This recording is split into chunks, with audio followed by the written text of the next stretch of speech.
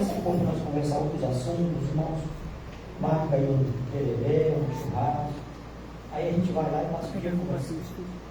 Aqui nós vamos tratar de um assunto profundo desses minutos que nós teremos aqui. Para que você segure um pouquinho para trás.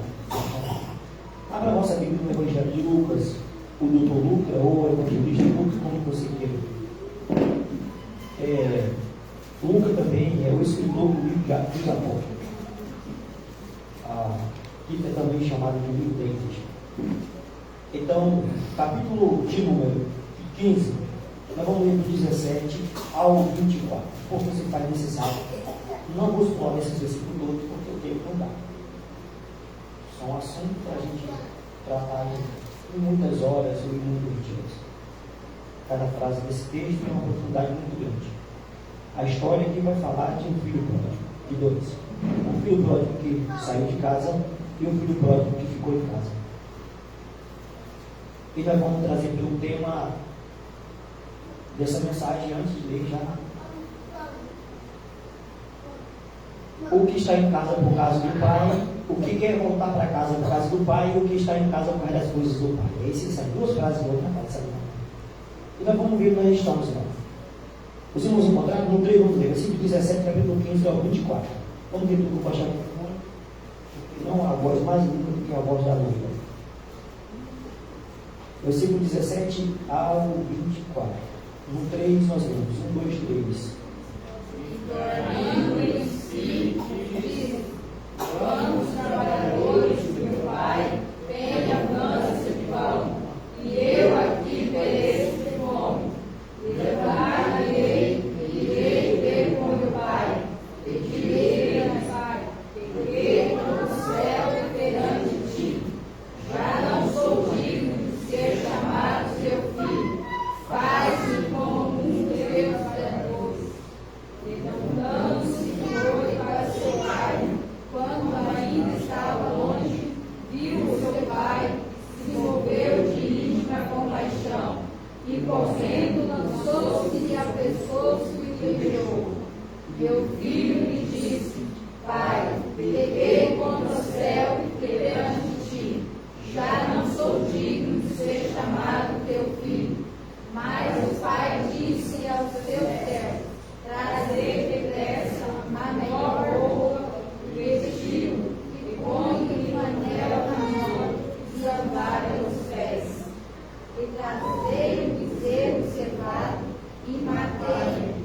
Então fumamos e alegramos, porque este meu filho estava morto e reviveu, tinha se perdido e foi achado, e começaram a alegrar-se. Amém.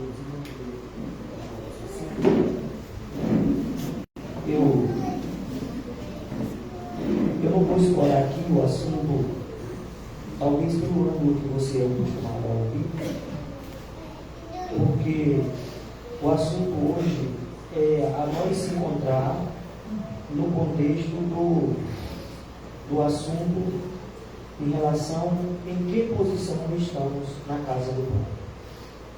E por que estamos na casa do Pai? Por qual motivo? Quero de antemão agradecer ao evangelista pela generosidade de nos convidar a estar aqui, permitir sobre o público da sua congregação, para estarmos aqui ministrando a palavra de Deus. Eu confesso que você mencionou que a gente não paga mais aqui de você. Para mim, eu me alegro de estar fazendo a obra do Senhor. Certo que hoje era para estar em casa, porque os finais de semana eu fui liberado para ficar com a minha família. Mas aí eu pedi a patroa, tudo tranquilo. Ela disse: meu filho, Deus te chamou para isso. Não volte para casa sem fazer o que o papai mandou fazer. Tá? Eu disse: lá em casa a última palavra é minha, sim senhor. Os irmãos sorriram, agora como é lindo os queridos irmãos. Coisa maravilhosa. Eu trarei minha esposa para ele para os irmãos conhecer. Queridos, eu fiz aqui algumas anotações para a gente, não foi para cortar caminho, para a gente chegar no objetivo mais rápido. Você vê que o bebê não andava de pé, né? Demorava a chegar. Aí depois apareceram as bicicletas, dois desenvolvendo, dois de carro. Está todo mundo rico. Todas as congregações que eu vou aqui no Monte é todo mundo rico. Porque, primeiro, tem o Espírito de Deus, uma riqueza maior que essa. Segundo, Deus deu uma abundância. Então, Deus é bom demais o tempo todo o tempo.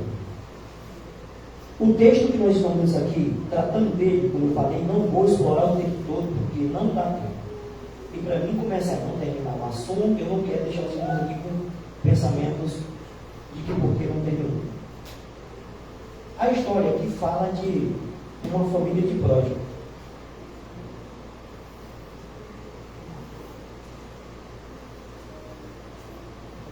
Por que é família de pródigo?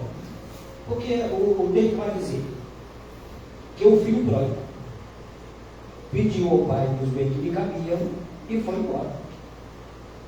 Então o pai era pródigo e os filhos pródigos. Mas eu não quero tratar da ida dele embora. Eu quero tratar da volta dele. Porque o negócio não é bom como começa, mas como finda. Eu não sei se você já leu um texto que diz que é mais alegroso um velório do que quando alguém nasce. Já pensou trem desse? Eu não vou mexer com isso não. Você não me pergunta, eu não vou tratar disso aqui. Só para... Escute bem. Esse filho, ele foi embora, todo mundo sabe que ele foi embora. Jesus conta essa palavra. E aí ele gastou o seu dinheiro com os amigos, com muitas coisas que não deveria ter gastado e ficou pobre muito rápido, sem dinheiro, a ponto de não ter o que comer.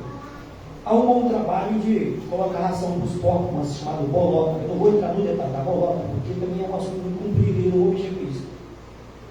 E alguns pregadores, eles fazem uma Bíblia para eles e escrevem dizendo que comia daquelas bolotas, mas a Bíblia não diz isso. A Bíblia diz que desejava comer, mas isso não lhe dava, nem permissão para comer as bolotas. Tem um pregador por aí que ele tem uma Bíblia dele, ele fala, na nossa Bíblia não tem.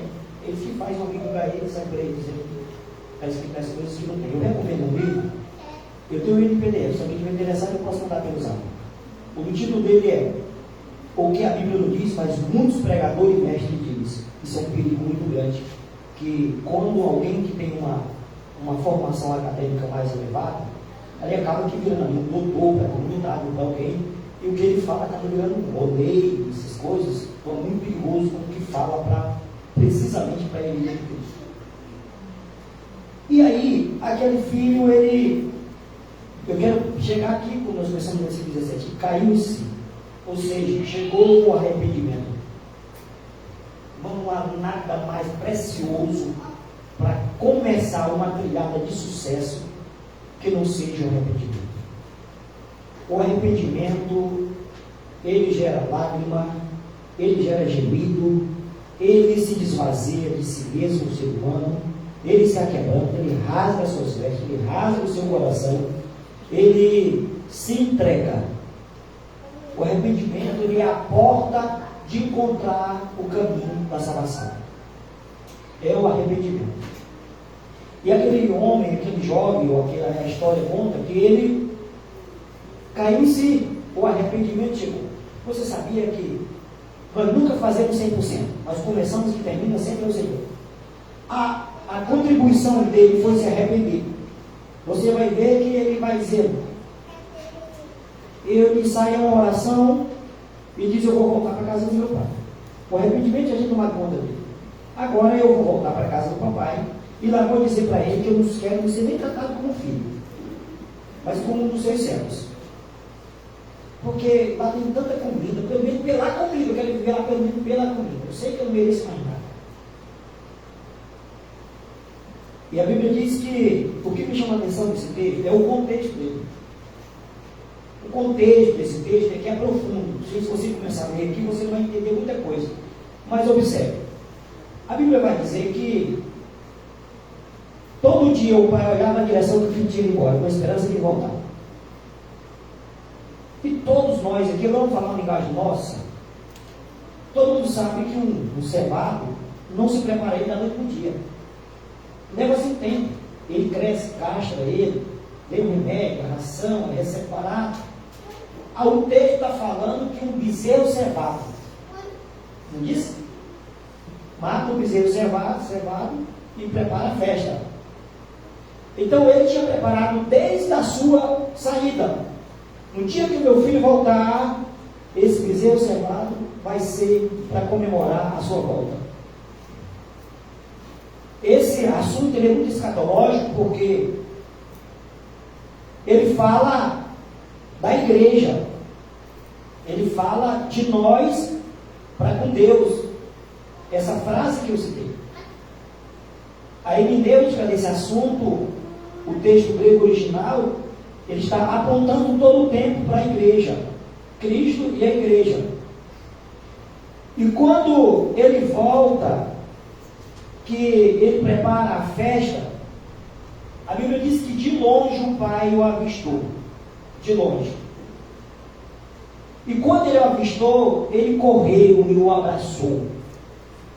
E tudo que ele tinha preparado para aquele dia, ele mandou trazer. A sandália tem um significado, a roupa tem um significado, a aliança tem um significado, mas não é assunto do momento. E quando ele volta para casa, que a festa começa, ele se alegrar com seus amigos, o irmão do seu filho ou outro seu filho chega do campo. E ao ele chegar no campo, ele ouviu som de instrumento, música e muita festa. E ele chama um dos servos e pergunta o que aconteceu. E ele vai dizer que o teu irmão que estava perdido, foi achado e voltou para casa. E o teu pai está se alegrando com os demais. Ele se furiou-se. Aqui eu começo a pregar. Ele se furiou-se porque ele era cego, não das suas visões, mas de mente. E o biocego não é o que não vê, mas é o que não quer ver. Olha, observa a cegueira dele quando ele chega com seu pai aborrecido e disse: eu nunca deixei tua casa, e tu nunca me deste um bezerro cevado, um cabrito para me alegrar com meus amigos. Olha aqui o tamanho da hipocrisia, o tamanho da cegueira, o tamanho do perigo. Eu vou trazer nós para dentro do contexto, para que nós entendamos o que nós estamos tratando. E quando aquele filho terminou suas palavras, ele disse: bem verdade, que eu nunca te desse um cabrito, porque tudo que eu tenho é teu. Ou em outras palavras, você que é um miserável, nunca quis matar um cabrito, subindo de você mesmo. Ou seja, observe que o filho volta por causa do pai. E o que estava em casa estava por causa das coisas do pai. Ele não estava pelo pai, ele estava por causa da herança. O que voltou, que já tinha destruído a sua herança, ele voltou por causa do pai. Ele sabia que mesmo não tendo mais nada, mas ele tinha um pai. Ele sabia que ele não tinha mais herança, mas ele tinha um pai. E o filho que estava em casa, ele sabia que ele tinha um pai, mas ele queria a herança. Ele não queria o pai. O que eu lhe digo esta manhã é que o que importa, irmãos, não é a herança, é o pai. Porque ainda que tudo perca, ainda que tudo se acabe, mas nós temos um pai que pode nos dar de novo, que pode nos dar o dobro, que pode nos desfazer de novo, que pode cuidar de novo, pode levantar do pó e fazer de novo. Quem está na casa de Deus pelo pai, que não está pelos milagres, que não está por prosperidade, esse é amado do pai. Então nós somos filhos, e como filho precisamos estar um tempo na casa de Deus por causa do pai, não pelo que o pai pode ter ou não oferecer a nós. E o perigo, amados, do estar por causa das coisas, é que a infelicidade destrói o ser por dentro. E essa mensagem, ela não é para fora. Essa mensagem é para dentro. Você observa que se trata de uma família. E a hermenêutica desse assunto, e também teológico, ela fala da igreja em Cristo. Nós e em Cristo. Por isso, em que contexto nós estamos inseridos? Você, devido à cultura da nossa região, e que os nossos pioneiros seriam homens sim analfabetos, não tinham muito conhecimento com a Bíblia, eles pregavam muito o que ouviam os outros pregar. Então, se hoje se usa muito uma frase assim, eu vou na igreja buscar minha bênção. E isso é errado. Porque o templo, a casa de oração, é o lugar de entregar a Deus o culto. O culto se prepara em casa. Na igreja se entrega. Por isso, aqui nós podemos até sair curado. Aqui nós podemos sair até com promessas ou profecias profundas. Aqui nós podemos sair renovado. Aqui nós podemos sair batizado. Aqui nós podemos sair, amados irmãos, com muitas coisas da parte de Deus. Mas o mérito não é esse. O mérito é nós adorar, entregar o culto a Ele, porque estamos na casa dele por causa dele, que Ele é bom, não por causa do que Ele tem para nos entregar. Por isso, o perigo é muito grande quando nós pegamos esse texto e colocamos para fora da igreja. E ele é texto para dentro. A Bíblia é muito complexo. É um livro dos livros, é a palavra de Deus, é um livro que sozinho por ele se explica. Mas nós temos que observar em que texto que nós estamos inserindo. Tem assunto que não é para nós, gentios, é para Israel. Por exemplo, capítulo 25, versículo 31 diante de Mateus, não tem nada a ver conosco aquilo ali. Porque se aquilo ali tiver implantado para nós vamos ter que guerrear contra o capítulo 14 de Lucas. Quando ele diz que vou para o Pai, não se turbe o coração, crede em mim, crede também em Deus, na casa de meu Pai há muitas moradas. Se não fosse assim, eu não vos teria dito, vou para o Pai, para lugar, e quando eu voltar, levarei para mim mesmo, para que onde estiver, já vós também. Porque o capítulo 25, versículo 31, ele vai dizer: vinde a mim, bendito meu Pai, tomai por herança o reino que está preparado desde a fundação do mundo. E nós vamos brincar com a própria Bíblia. Por isso que tem texto que não é para nós. O texto de Mateus não tem nada a ver com nós gentios, é para os israelitas. Escute bem, nós estamos servindo a Cristo porque pelo que Ele é. Eu saio de casa, eu em casa, eu sirvo a Deus pelo que Ele é, não pelo que Ele pode fazer.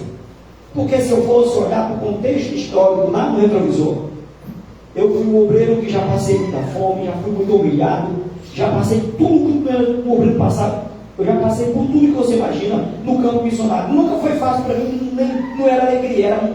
Eu acho que a minha vida foi mais chorando, por isso que eu estou chorando, do que sorrindo com tanta luta. E como é que se serve um Deus que só tem sofrimento? Porque aqui na terra é assim. Quem quer ter a sua vida por preciosa, então fique em casa. Porque ele disse que aquele que quiser seguir a mim, renuncia a si mesmo, toma uma cruz e siga a mim. A cruz é renúncia, é sofrimento, é humilhação, é fome, é sede, é tantas coisas ruins. Eu não convenço ninguém a ser salvo. Mas eu posso pregar e quem convence é o Espírito Santo. Mas eu nunca orei por ninguém antes que eu dissesse para ela: o sofrimento dela começaria agora. Depois você vai levantar a saída. Porque ali ia ter todos e todas contra ela. Agora, a esperança que eu podia garantir para ele ou para ela, que eu digo sempre, é que quando ela fechar os olhos aqui arrependida e convertida, ela abre no céu. Então nós não temos que estar aqui por promessas. Nós não estamos aqui porque alguém vai nos dar um boi para comer um churrasco, alguém vai dar uma chave de um carro, alguém vai dar uma casa. Pode acontecer? Pode. E não é pecado. Mas não deve ser a nossa esperança. E nem o nosso objetivo.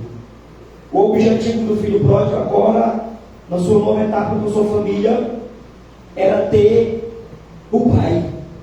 Não há nada mais precioso do que você um dia olhar para o nosso coroa, e abraçar. Eu estou todo feliz que meu pai está aqui passando isso comigo. Eu e meu pai, além de nós sermos pai e filho, somos muito amigos.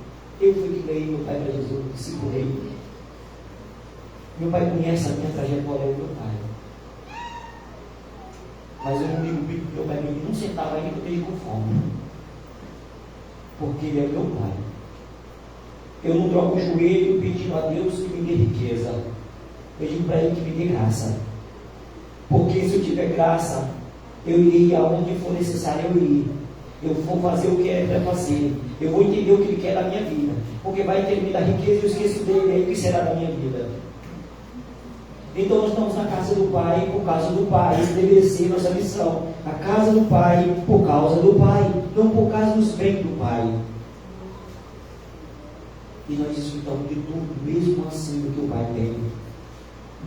Às vezes, alguém chega na igreja hoje, amanhã ele está lidando com um departamento, e alguém que está lá há tanto tempo começa uma briga com o dirigente, porque o dirigente não deu nada para ele até agora. É porque o que chegou agora, chegou ontem, amanhã está trabalhando, porque ele veio para trabalhar nas coisas do Pai. Ele não quer nada. Ele não está lá por causa das coisas, mas por causa do Pai. Sabe por que o obreiro esquece no seu ministério? E Deus vai abençoar todos os resultados da sua vida? Porque quando ele vê alguém dedicado às coisas dele, ele resolve abençoar, porque ninguém vai ganhar de Deus nunca. Tudo que o ser humano fizer para Deus ou por Deus, ele vai recompensar. Lá no céu não vai ter recompensa, no céu vai ter galardão. Galardão significa a vida eterna. E nós vamos desfrutar do que fazemos aqui mesmo. A única coisa que nós vamos ser galardoados é pelas almas que nós te ajudamos a entrar no céu. Por isso, que a diferença entre o filho que estava em casa e o que chegou em casa é o que voltou por causa do pai, para que o pai o refizesse. E o que estava em casa estava para aquelas coisas do pai. No dia que meu pai morrer, eu vou ficar com a herança. Ele não estava nem com o pai, porque a primeira coisa que ele ter feito, quando soube que o seu irmão tinha voltado, ter corrido, abraçado o seu irmão, ele ter jubilado com eles, alegrado com ele. Não me questionar. Deus, eu estou na tua casa há não sei quanto tempo, precisando de uma cura, eu não fui curado. Meu casamento nunca mudou. O meu gado não aumenta. Os meus gados só dá problema. Eu não tenho culpa disso. Agora, se tivermos, Pai, estou aqui na tua presença. Eu quero fazer mais pelo teu reino. Eu quero te servir de maneira justa, que tu se agrade do meu sacrifício. Pai, eu vim à tua casa hoje, aqui eu estou para te alegrar contigo e dizer que tu é bom, maravilhoso, glorioso, forte, o Deus bendito, o único Deus. Você sabe por que Salomão foi tão abençoado? Porque quando ele ofereceu 1000 sacrifícios a Deus, ele não pediu que Deus matasse os inimigos dele. Quando Deus desceu a ele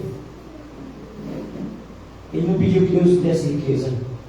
Ele não pediu nada, só pediu sabedoria para dar o povo de Deus, para poder julgar as coisas justas, ser justo nos julgamentos. E Deus disse: para tão generoso e pedir que eu te darei riqueza e sabedoria como nunca houve, no passado, no presente e no futuro não haverá.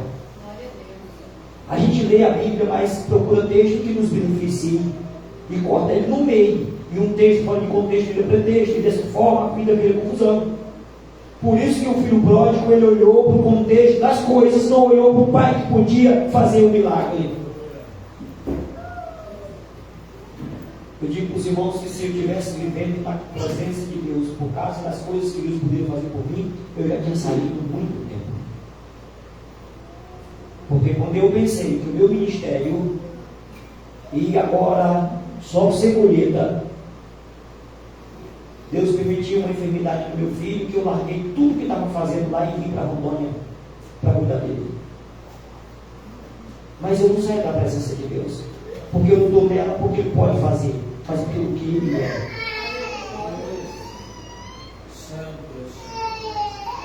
Eu não conto as vezes que tenho feito a obra do Senhor sem poder fazer, porque quando a gente pode, faz quando pode, não é sacrifício. E o pai deu o único filho que tinha para sacrificar em nosso lugar. Que que valor estamos dando esse sacrifício? De que forma estamos vivendo esse sacrifício? E quando Ele nos chamou e nos salvou, por que estamos na casa dele? Por que estamos reunidos?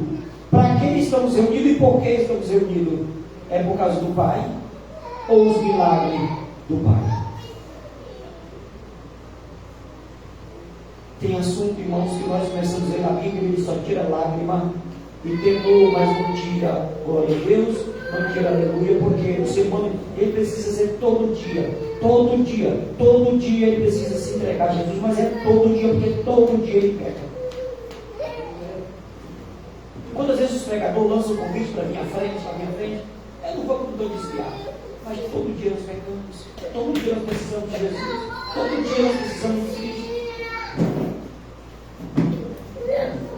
E ele, olhando para si, ele olhou para dentro. Quando ele olha, no versículo 17, ele olha para dentro. Eu vou voltar para a casa do meu pai. Quando o ser humano está olhando para fora, ele não vê os seus erros. Ele não vê o seu defeito. Não, ele não vê. Ele só vê quando ele olha para dentro. Quando ele olha para dentro, aí ele passa a entender. Ele passa a ver. Olha, mas eu preciso melhorar isso, eu preciso melhorar aquilo. Meu Deus, escolheu o mundo errado. Ele começa a se ver. É quando nós olhamos para dentro. O outro filho pródigo estava olhando para fora. Ele chegou, ele olhou para dentro e voltou para casa. O que estava dentro de casa estava olhando para fora. Ele não via tudo que ele tinha à disposição dele. Tudo. Ei, deixa eu dizer um negócio. Você tem tudo. Você tem tudo. Você tem tudo. Você tem tudo. Você não pegou a palavra, eu vou falar até que você pegue. Você tem tudo. Você tem tudo. Você tem o entendimento de Cristo. Você tem a mente de Cristo. O Espírito de Cristo está sobre a sua vida. Você é representante legal de Deus na terra. Você tem tudo. Ele disse que botou poder nas nossas mãos. Você tem tudo. Ele disse que nos calçou com o evangelho da paz. Você tem tudo. Ele disse que nos fomos preparados para a coroação da justiça. Você tem tudo. Ele disse que nos deu o espírito de discernimento. Você tem tudo. Aleluia. Então comece a olhar para dentro. A salvação é individual, por isso precisa olhar para dentro. Nós precisamos cada dia mais olharmos para dentro, a ponto de que nós possamos entender a grandeza de que Ele é. Por isso, o texto vai nos revelando a grandeza de Deus para com o povo, para conosco. Não importa, queridos irmãos, aonde estamos. O importante é quando chegamos na presença do Pai. Se voltarmos para o Pai, se voltarmos... Irmão, deixa eu abrir um parênteses. Não me leva mal, por favor. Mas eu estou observando que aqui não tem. Mas o que tem de crente, desviado, tem da igreja. Mas é tem, não tem envolvido em carro, posição, tem. Ele não volta para o Pai, ele vem para lá com uma obrigação. Ele virou religioso. Ele não está por causa do Pai. E nós precisamos se alegrar. Nós precisamos sentir prazer em ter comunhão com os irmãos nos cultos a Deus. Se acabar o desejo de congregar, se acabar o desejo de orar, se acabar o desejo de ler a Bíblia, tem um pródigo sendo criado dentro de nós. E é bom que ele se acorde cedo, ele olhe para dentro. Porque há muitos crentes que nunca mais choraram de madrugada. Há muitos crentes que abandonaram o primeiro amor, e a Bíblia nos adverte sobre isso. E nós precisamos voltar a olhar para dentro. Jesus está voltando. Mas isso nunca teve tão evidente como nos dias de hoje. Mas tão evidente, Jesus está voltando. Tudo que nós vimos na Bíblia, Nós olhamos, quem lê a Bíblia diariamente vai ver que cada vírgula, cada ponto está se cumprindo a cada momento. E esse filho pródigo que não olhou para dentro, mas para fora, ele precisa se acordar, porque o que estava fora, ele olhou para dentro, ele veio por causa do Pai. Vamos cada dia mais se aprofundar na presença de Deus, mergulhar na dimensão do Espírito Santo, porque Jesus está voltando e uma hora dessa, a trombeta vai soar no ar, e nós vamos subir para o céu de glória, porque Ele vai chamar pelo nosso nome. Não há nada mais precioso do que servir a Deus. Por isso, aquele que faz a obra de Deus por fama, por dinheiro, por holofote, esses não terão perigo de alcançar o céu, mas se voltar para dentro e para Cristo, assim alcançarão misericórdia. Eu tenho vivido uns tempos, as maiores vitórias na vida do povo de Israel foram os momentos mais difíceis deles. Tratando para nós, gentios, nós só somos abençoados no meio de uma grande turbulência. Você já percebeu isso? Mas talvez você não percebeu por quê. Quando vem o problema, vem a luta, aí nós caímos aonde? De joelho. Aí a oração não é para matar o vizinho, não é com raiva do fulano, é com medo da mão de Deus, porque a causa está apertando. Precisamente comer uma doença ou outra coisa do gênero. E a gente não aguenta mais, e aí vai usar e se humilha. Senhor, eu perdoa. Senhor, aí começamos a olhar para os inimigos, abençoa o inimigo, começamos a liberar a bênção para os inimigos. Quando nós olhamos para dentro, isso é oração olhando para dentro. Quando olhando para dentro, aí as coisas acontecem. E quando estamos olhando para fora, ela não acontece. Ela acontece quando olhamos para dentro. Eu quero compartilhar com os irmãos algo. Já está terminando o horário. No meio de toda essa turbulência que eu tenho vivido nesses últimos anos, pandemia, doença, peguei Covid quase morro. Eu tenho alguns livros, não vou dizer que tem muitos, mas talvez uns 150 aqui de livro. Por exemplo, essas livros mais de 1. E eu tenho o coração de estudar. Porque vivemos com a Bíblia na mão e não sabemos o que tem dentro dela. É uma covardia grande. Eu me inscrevi num curso que todo ministro do Evangelho sonha. Eu escrevi, minha esposa motivou, me deu coragem e fui para cima, o bacharel. E onde eu fui, me mandaram um diploma já entendeu. É uma conquista porque eu venho do meio da mata, a vida de seringueiro, sem cultura. Eu formei em teologia em 2017. Eu nunca fui reprovado no curso que eu fizesse, nunca tirei nota baixa. Mas sabe por quê? Eu não olho para fora, eu olho para dentro. Quando eu vou fazer uma prova, eu não olho para fora, eu olho para dentro. E digo, Deus, eu quero me qualificar, não é para debater na Bíblia. Eu não quero exibir isso, não. Eu quero aprender, Pai, eu quero aprender. Eu quero saber os escritos, porque os textos originais, irmãos, é totalmente diferente do que nós vemos no texto comum. E a linguagem mais pobre que existe em toda a humanidade se chama língua portuguesa.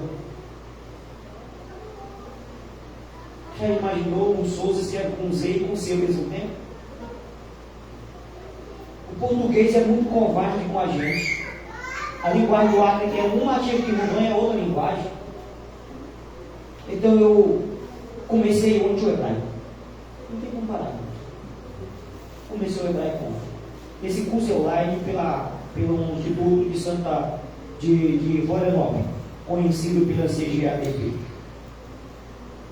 Não dá para você ver aí, mas eu vou mostrar para o vosso pastor. Ele deu uma olhada aqui. É um sonho, porque quando alguém é filho de rico, ou nasceu numa cultura elevada, ou está no meio de um povo bem civilizado, que tem facilidade de acesso à escola, não é normal, passa a ser normal, mas para mim não é normal. Chegar ao bacharel, ainda nem caiu a ficha direito que eu terminei esse curso. Mas eu disse para ninguém que eu estava fazendo esse curso. Só eu e minha esposa sabia que eu estava fazendo esse curso. E claro, os professores, todos os professores são comentaristas das lições da CGM, da CBAD. Todos.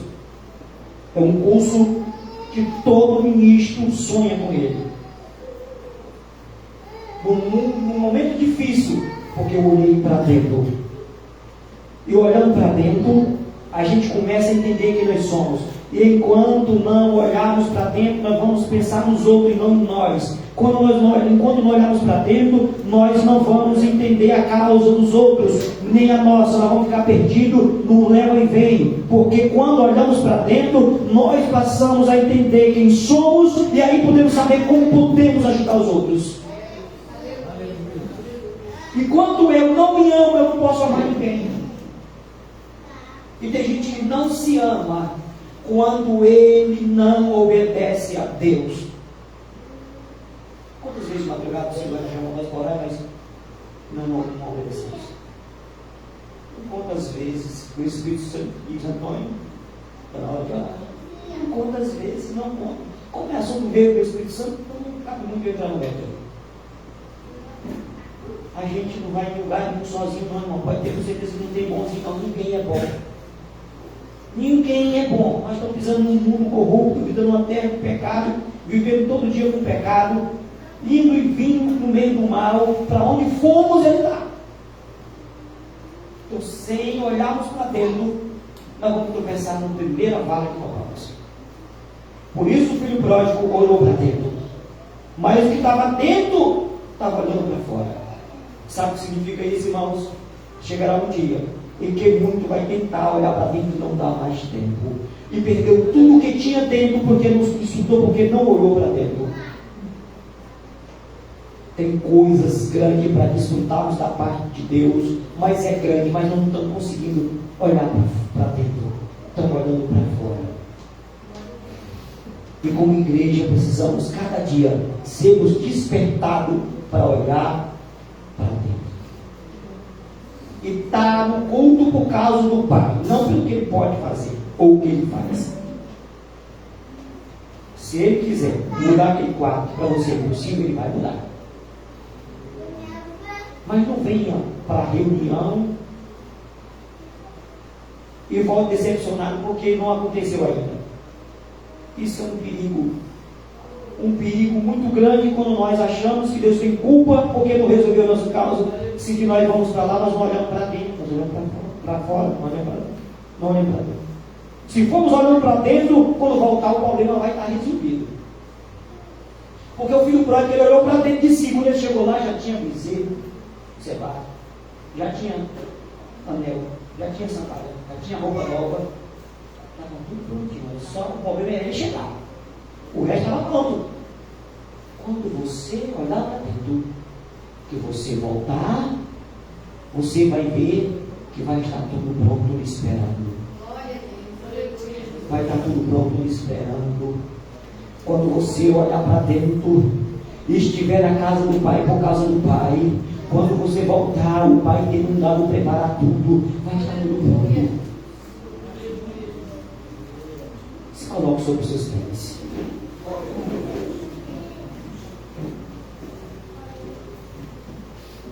Eu vou dar um testemunho para me encerrar e orar com você.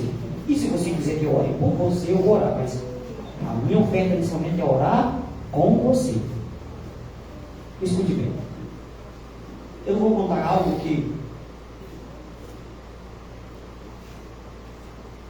você não possa ter alguém que você possa buscar na fonte. Porque se for mandar desconhecido, aí vai ficar sempre eu, porque você não vai atrás da fonte, você conhece a pessoa e não vai ficar muito sem graça.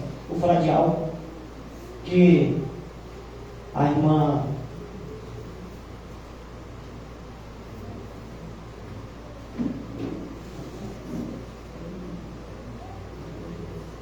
a Ângela e o Mateus sabem, e o pastor Raimundo Matias.